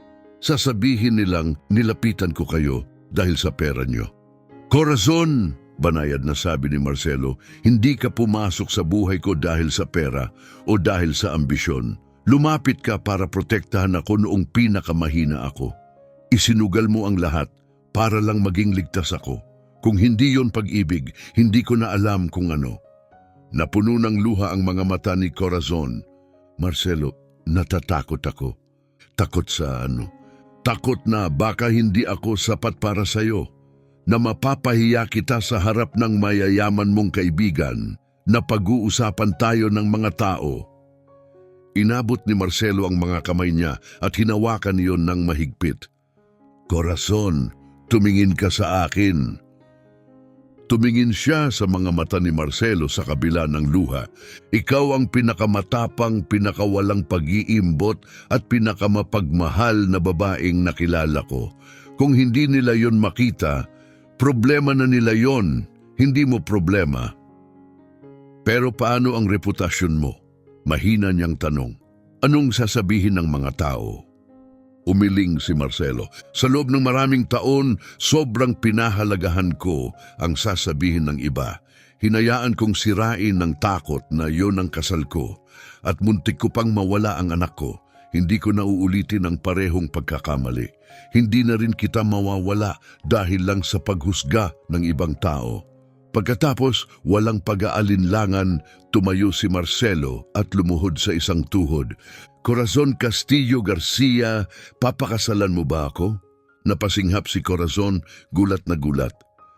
Marcelo, ikaw ba ay nagpo-propose sa akin? Oo, at pakiusap, tigilan mo na ang pagtawag sa akin ng Mr. Marcelo. Tawagin mo ako kung ano ako para sa iyo. Tumawa si Corazon sa gitna ng luha. Marcelo, mahal, sigurado ka? Wala pa akong naging mas sigurado sa buong buhay ko. Kung ganon, bulong niya nakangiti. Oo, papakasalan kita. Tumayo si Marcelo at hinalikan siya, marahan, puno ng pagmamahal at ng lahat ng damdaming matagal niyang itinago. Halik iyon na puno ng pangako at mga pangarap na pinagsasaluhan. Pagkahiwalay nila, may nakita silang mga mukha sa bintana. Sina Chloe, Ricky at si Baby Leonard sa bisig ng nanay niya. Nanunubaybay ba kayo? Biro ni Marcelo na kunway seryoso. Siyempre! Sigaw ni Chloe nakangisi. Sa wakas, Dad. Congratulations, sigaw ni Ricky. Finally! Nung gabing iyon, nagtipon ang pamilya para sa maliit na selebrasyon. Simple, masaya, puno ng tawanan at init. Tinaasan ni Chloe ng kilay ang ama niya. So, ready ka na talagang mag-asawa ulit? Ngumiti si Marcelo. Higit pa sa ready, pero sa pagkakataong ito, iba na. Paano? Ngayong pagkakataon, alam ko na kung ano ang talagang mahalaga. Hindi kung ano ang kaya kong ibigay, kundi kung ano ang kaya kong buuin. Kasama siya. Pinisil ni Corazon ang kamay niya, nagniningning ang ngiti. At natutunan ko rin na ang pag-ibig ay walang kinalaman sa yaman o pinanggalingan, dagdag niya. Tungkol ito sa pag-aalaga, respeto at pagbabahagi ng buhay. Kailan ang kasal? Tanong ni Ricky, halatang excited na. Malapit na, sabi ni Marcelo. Sapat na ang panahon na sinayang ko sa pagiging matigas ang ulo. At saan tayo titira? Pabirong tanong ni Corazon. Dito mismo, ang bahay na to ang tahanan natin sa wakas may buhay na. Lumipas ang mga sumunod na buwan sa masayang pagmamadali ng wedding planning. Gusto ni Marcelo ng kasal na elegante pero intimate. Pamilya at ilang malalapit na kaibigan lang. Nag-alala si Corazon sa gastos pero tiniyak ni Marcelo sa kanya, Corazon, hindi ko sinusubukang humanga ang kahit sino. Gusto ko lang ipagdiwang ang pinakamahalagang araw ng buhay ko, tayo. Halo-halo ang reaksyon ng mga tao sa social circle ni Marcelo. May nagulat, may ilang nagchismis, pero marami rin ang taos-pusong bumati. Tumawag si Mark, ang private detective na minsang nag-imbestiga kay Corazon at sinabi, Marcelo, sa dami ng taon ko, natuto akong makakilala ng totoong karakter. Ang fiancé mo, isa siya sa pinakamabubuti. Salamat Mark, malaking bagay yan. Itinakda ang kasal sa isang maliwanag na Sabado ng hapon sa hardin ng mansyon. Tumulong si Chloe sa dekorasyon. Pumili ng simpleng puti at dilaw na bulaklak na nagpaganda sa buong lugar na parang mahika. Sa araw ng kasal, mas nerbiyos si Marcelo kaysa sa kahit kailan, mas higit pa kaysa sa board meetings o pagla-launch ng negosyo. Napansin iyon ni Ricky bilang best man. Mr. Marcelo, nanginginig kayo? Takot na takot ako, Ricky. Bakit? Natatakot akong hindi ko siya mapasaya tulad ng karapat-dapat sa kanya. Ngumiti si Ricky. Sir, napapasaya niyo na siya. Araw-araw. Nang magsimula ang seremonya, nakatayo si Marcelo sa ilalim ng arko ng mga bulaklak. Puno ng mga taong mahal nila ang hardin, mga manggagawa sa pabrika, mga tao sa komunidad, malalapit na kaibigan at maging si Janet na dumayo pa mula Guadalajara. Unang pumasok si Chloe, karga si baby Leonard. Pagkatapos ay si Corazon dahan-dahang naglalakad kasama si Ricky sa tabi niya. Simple at elegante ang suot ni Corazon at halos napigil ang hininga ni Marcelo sa ganda niya. Pagdating ni Ricky sa altar, iniabot niya ang kamay ni Corazon kay Marcelo. Pangako mo, aalagaan mo siya, bulong ni Ricky. Ituturing ko siyang kayamanang bihira, sagot ni Marcelo. Pinangunahan ng seremonya ng isang matagal ng kaibigan ni Marcelo, isang hukom na kilala na siya sa loob ng maraming taon. Nang oras na para sa panata, si Marcelo ang nauna. Corazon, pumasok ka sa buhay ko noong araw na kailangan ko ng lakas at binigyan mo ako ng tapang. Pinaalala mo sa akin na ang pag-ibig ay hindi tungkol sa kontrol, kundi tiwala, suporta at lambing. Nangangako akong mananatili sa tabi mo, poprotektahan ang mga pangarap mo at pahahalagahan ang buhay na bubuuin natin magkasama. Umiiyak ng mahina si Corazon habang sumagot, Marcelo, binigyan mo ako ng tahanan at pamilya, ipinakita mo sa akin na pwede akong mangarap ng walang hiya. Nangangako akong mamahalin ka ng malalim, susuportahan ka palagi at pupunuin ang mga araw natin ng tawanan, kabaitan at debosyon. Nang ideklara ng hukom na mag-asawa na sila, na puno ng palakpakan, at hiyawan ang hardin. Ang halik nila ay banayad, masaya at punong-puno ng pag-asa. Ang kasunod na pagdiriwang ay puno ng musika, sayawan at masasarap na pagkain. Hindi maalis ni Marcelo ang tingin kay Corazon. Sumasayaw kasama si Ricky, tumatawa kasama si Chloe, karga-karga si Leonard. Pakiramdam niya siya ang pinakamaswerteng lalaki sa mundo. Habang sumasayaw sila ng unang waltz bilang mag-asawa, lumapit si Marcelo at ibinulong. Salamat at sinabi mo sa akin na manahimik ako nung araw na yon. Bakit? Ngumiti si Corazon. Dahil iyon ang araw na talaga nagsimula ang buhay ko. Ang buhay natin, bulong niya pabalik, ang mga sumunod na buwan ang pinakamasaya sa buhay ni Marcelo. Maganda ang balanse nila ni Corazon. Tinuruan siya ni Corazon na bumagal, namnamin ang tahimik na umaga at mahahabang hapunan. Siya naman, hinikayat si Corazon na mangarap ng mas malaki at maniwala sa sariling boses. Sa buong suporta ni Marcelo, nag-enroll si Corazon sa night program para mag-aral ng business administration. Gusto niyang mas maintindihan ang mundo niya at balang araw, makatulong sa pagpapatakbo nito. Corazon, naiistorbo ka ba na nag-aaral ako ngayon? Tanong niya isang gabi. Naiistorbo? Ngumiti si Marcelo. Proud ako, hindi lang asawa ang gusto ko ng kapareha. Umunlad si Ricky sa pabrika. 6 na buwan matapos ang kasal, na-promote siya bilang supervisor. Lubos na niyang nabayaran ang utang at masaya na rin siya sa isang relasyon sa kasamahan niya sa trabaho.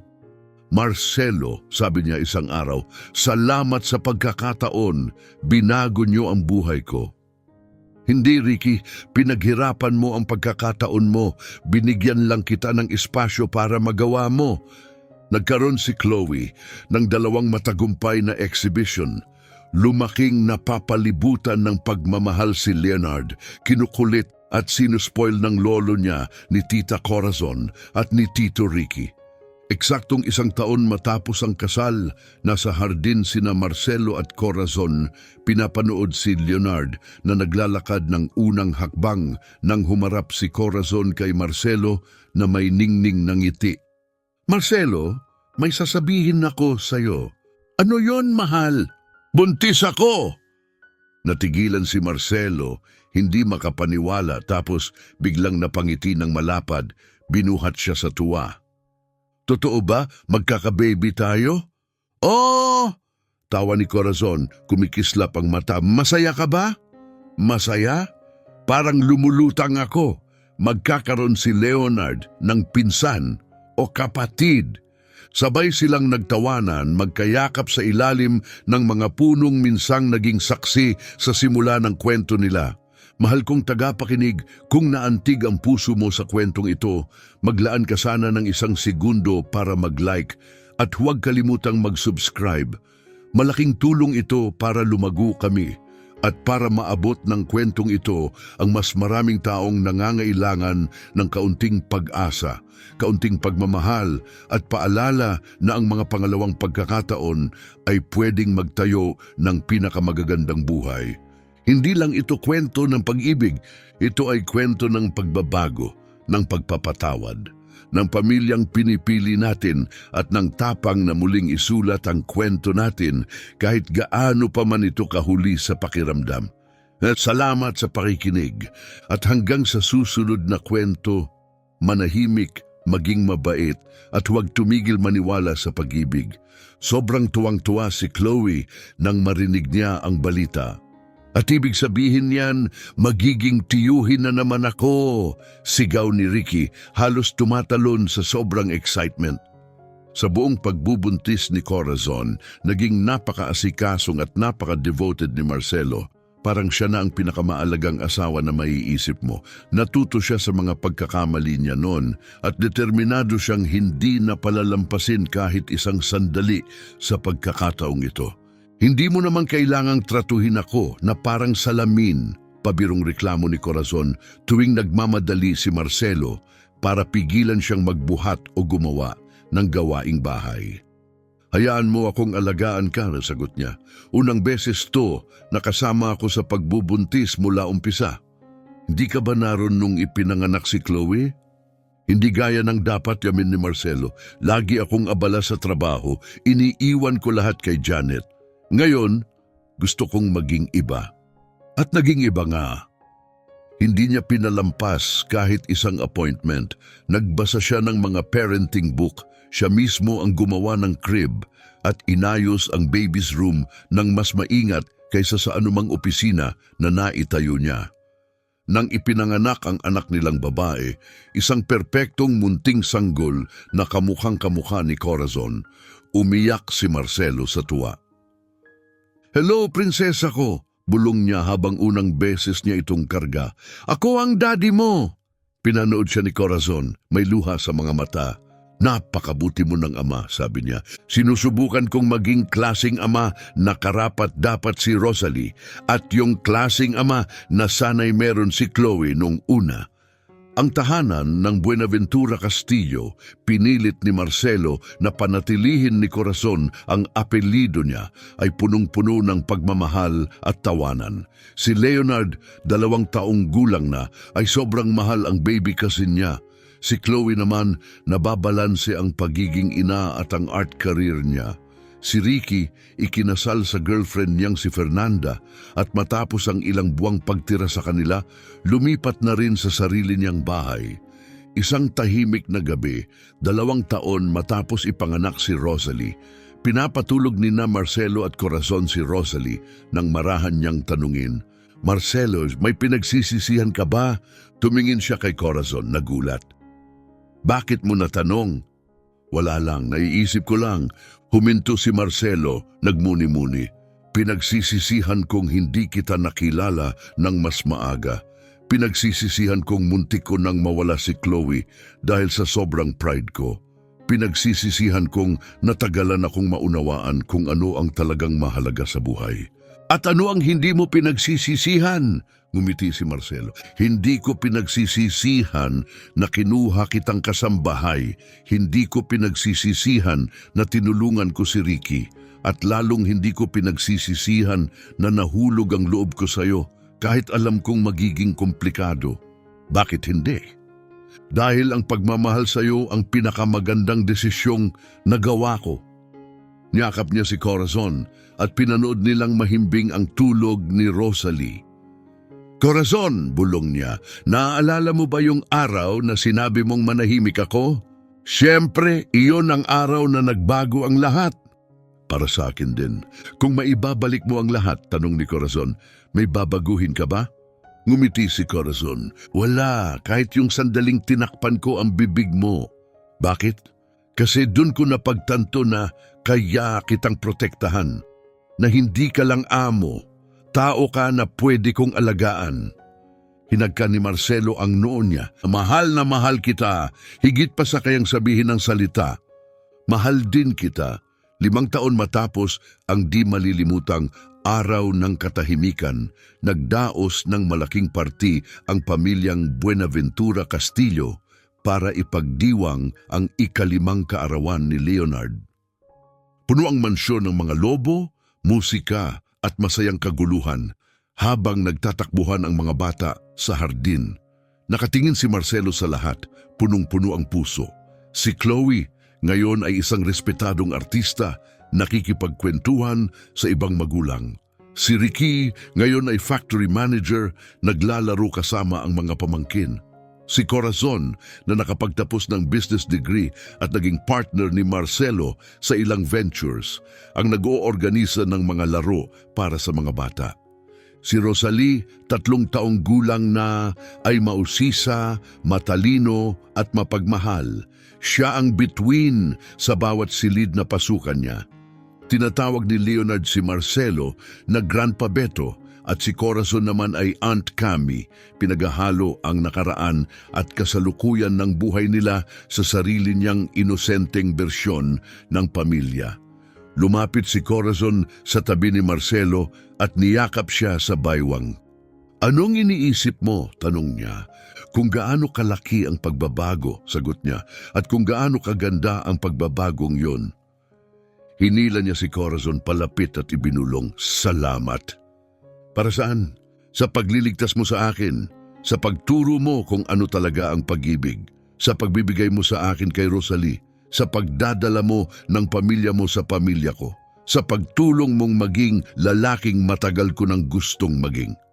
At ikaw rin ang nagligtas sa akin," sabi ni Corazon, puno ng emosyon ang boses. "Binigyan mo ako ng tahanan, pamilya, layunin at buhay na hindi ko inakalang pwede kong magkaroon. Iniligtas natin ang isa't isa." "Totoo yan." Tumingin si Marcelo sa paligid, si Chloe tumatawa kasama ang anak, si Ricky nakikipagkwentuhan sa ibang magulang, si Rosalie at Leonard naglalaro sa ilalim ng mga puno at napangiti siya. "Alam mo kung ano ang pinakanakakabilib?" tanong niya. "Ano?" "Lahat ng to nagsimula dahil sinabihan mo akong tumahimik." Tumawa si Corazon. Unang at huling beses na sumunod si Marcelo Buenaventura sa utos ng hindi nakikipagtalo. At pinakamatalinong desisyong nagawa ko. Bakit? Dahil minsan kailangan nating tumigil magsalita para marinig natin kung ano talaga ang sinasabi ng puso. Humarap si Corazon sa kanya. "At ano ang sinasabi ng puso mo noong araw na yon? Na ikaw ang matagal ko nang hinihintay kahit hindi ko alam." "Ganon din ang sinabi ng puso ko." Hinalikan niya si Corazon, banayad at malalim, habang nagpapatuloy ang selebrasyon sa paligid nila. Nang gabing iyon, matapos umalis ang huling bisita at mahimbing nang natutulog ang mga bata, umupo sina Marcelo at Corazon sa hardin, sa parehong lugar kung saan siya minsang nag-propose. "Corazon," tanong ni Marcelo, "sa 5 taon na ton, ano ang pinakamasaya mong sandali?" Ngumiti si Corazon. "Mahirap sagutin, siguro yung araw na ipinanganak si Rosalie, o nung nabenta ni Chloe ang una niyang painting, o nung na-promote si Ricky, o nung una mo akong sinabihang mahal mo ako. Para sa akin," sabi ni Marcelo, "yung araw na sinabihan mo akong manahimik." "Bakit yon?" "Dahil tinuruan ako noon magtiwala, hayaan ng ibang tao ang manguna, at maunawaan na ang tunay na pag-ibig nagpoprotekta at minsan nagsasabing, 'Shh!' Iyon ang simula ng lahat." Marahang niyang hinalikan ang kamay niya. "Salamat sa pagpasok mo sa buhay ko, sa paraang hindi ko inaasahan. At salamat sa pagpapastay mo sa akin." Tahimik silang nagupo ng ilang sandali sa ilalim ng mga bituin. "Corazon, oo? Pwede ba kitang tanungin?" "Siyempre, sa susunod na sabihin mong manahimik ako, pangako sasabihin mo kung seryoso?" Ngumisi si Corazon. "Malalaman mo, lalo na kung tungkol ito sa ganito." "Gaya ng ano?" "Malalaman mo sa loob ng 6 na buwan." Nanlaki ang mata ni Marcelo. "Ibig mong sabihin, buntis ulit ako?" Tumalon si Marcelo at sumigaw sa tuwa. Sobrang lakas na malamang nagising pa niya ang kapitbahay. Binuhat niya si Corazon at inikot-ikot sa hangin. "Talaga, magkaka-baby na naman tayo?" "Oo, magiging ate na si Rosalie." Mahigpit niyang niyakap si Corazon, umaapaw ang puso. "Corazon, mahal na mahal kita. Minsan pakiramdam ko sa sabog ang puso ko. Mahal din kita, Marcelo, palagi." Tumingin siya pabalik sa bahay kung saan natutulog sina Chloe at Leonard, kung saan nananaginip si Rosalie sa crib at kung saan nagsisimulang lumaki ang bagong buhay. Naisip niya sina Ricky at Fernanda na bumubuo ng sariling buhay, ilang kanto lang ang layo. Naalala niya kung paano nagsimula ang lahat sa isang pangungusap na nagbago ng lahat. "Corazon, oh, salamat sa pagbago ng buong mundo ko sa 5 salita lang." "Anong 5 salita?" "Tumahimik ka sa ngalan ng Diyos." Sabay silang nagtawanan. Alam nilang ang mga salitang iyon ang nagligtas sa kanilang dalawa. Naghatid ang mga iyon sa bagong buhay, bagong pag-ibig at pamilyang hindi man nila pinlano pero tila itinakda. Wakas, mahal kong tagapakinig, maraming salamat sa pagsama sa amin sa emosyonal na paglalakbay na ito. Kung naantig ang puso mo, sabihin mo sa comments, naniniwala ka ba na kayang daigin ng pag-ibig ang pagkakaiba, mga pagkakamali at pangalawang pagkakataon? Ibahagi ang opinyon mo, sabihin ang paborito mong bahagi at huwag kalimutang mag-like at mag-subscribe para hindi mo ma-miss ang susunod na kwento. Ang suporta mo ang nagbibigay sa amin ng lakas at tumutulong para makapaghatid pa kami ng mas maraming kwento ng pag-ibig, pagtubos at pag-asa sa mga taong nangangailangan. Hanggang sa susunod, tandaan, minsan ang pinakamagagandang simula ay nagsisimula sa pinakasimpleng salita. At minsan ang pag-ibig ay nagsisimula sa katahimikan